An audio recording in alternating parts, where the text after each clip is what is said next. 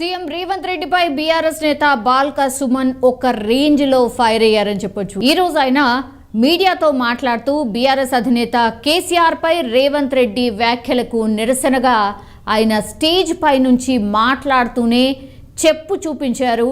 And కేసీఆర్ను లంగా అంటున్న రేవంత్ రెడ్డినే పెద్ద హౌలేగాడని కూడా ఆయన దూషించిన పరిస్థితి కనిపిస్తోంది. సో రేవంత్ రెడ్డిని చెప్పుతో కొట్టినా తప్పులేదని, సంస్కారం అడ్డొచ్చి ఆగుతున్నానంటూ కూడా ఆయన మాట్లాడడం జరిగింది. ఒక రకంగా ఇవన్నీ కూడా కలకలం రేపుతున్నాయి. సీఎం స్థానంలో ఉన్న వ్యక్తి పదవిని బట్టి అండ్ స్థాయిని బట్టి మాట్లాడాలి అంటూ బాల్క సుమన్ కామెంట్ చేసిన పరిస్థితి. రైతు బంధు డబ్బులు అడిగితే కాంగ్రెస్ మంత్రులు రైతులను చెప్పుతో కొడతామంటున్నారు. రైతు బంధు కోసం గత ప్రభుత్వం విడుదల చేసిన 7,700 కోట్లను మంత్రి పొంగులేటికి చెందిన రాఘవ కన్స్ట్రక్షన్కి కాంగ్రెస్ కాంట్రాక్టర్ల జేబుల్లోకి మళ్లించారని బాల్క సుమన్ ఒక ఆరోపణ అయితే చేసిన పరిస్థితి కనిపిస్తోంది. 2 నెలల్లోనే ప్రజలకు అకౌంట్ తెలంగాణలో 2 నెలల్లోనే ఏం మాట్లాడాలి? సరే కాలం కలిసి వచ్చి మీ అదృష్టమో మా తెలంగాణ ప్రజల దురదృష్టమో ముఖ్యమంత్రి కూర్చున్నావు.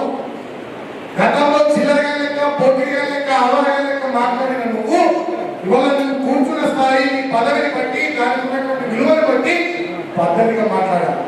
ఒక ఉద్యమ నాయకుడు ప్రాణాన్ని పరంగా పెట్టి తెలంగాణ తెచ్చిన నాయకుడు, 10 సంవత్సరాలు తెచ్చిన తెలంగాణను బ్రహ్మాండంగా అభివృద్ధి చేసిన నాయకుడు కేసీఆర్ గారిని పట్టుకొని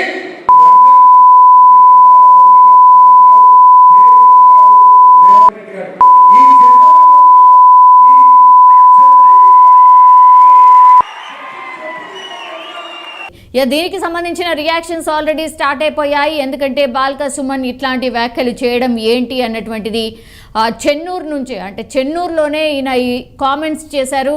సో అక్కడి నుంచే బాల్క సుమన్ దిష్టి బొమ్మను దహనం చేసి కాంగ్రెస్ పార్టీకి సంబంధించిన కార్యకర్తలు బాల్క సుమన్ డెఫినెట్లీ క్షమాపణ చెప్పాల్సిందే అంటూ పెద్ద ఎత్తున ఆందోళన చేసిన పరిస్థితి కనిపిస్తోంది. బట్ ఇట్లాంటివి ఎప్పుడైతే మాట్లాడతారో నిజంగానే రాజకీయ నాయకులు ఇలాంటివి మాట్లాడినప్పుడు మాత్రం కొంత అటు నుంచి అయినా ఇటు నుంచి అయినా దాడి డెఫినెట్లీ ఉండబోతోంది. బట్ ఒక్కసారిగా షాకింగ్ కామెంట్స్ ఇవి. సో ఒక రకంగా స్టేజ్ పై నుంచి